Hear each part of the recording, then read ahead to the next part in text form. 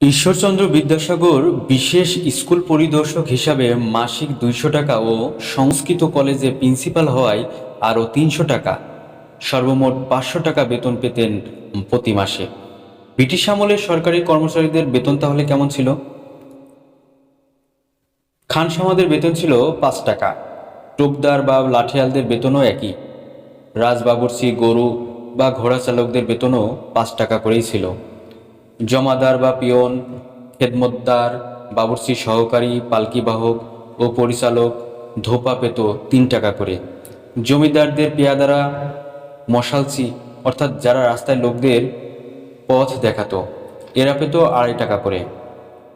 নাপিত পেত 1.5 টাকা করে। দাসী ও মালিরা পেত 2 টাকা করে। অনেকে আবার 400 থেকে 500 টাকায় নিজেকে আজীবনের জন্য বিক্রি করে দিয়েছে।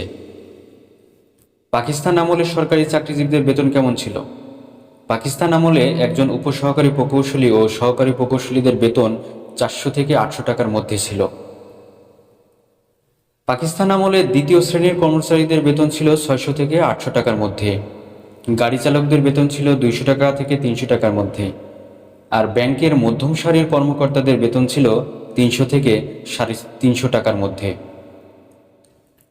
1952 সালের দিকে একজন বিএ পাস শিক্ষকের বেতন ছিল 125 টাকা।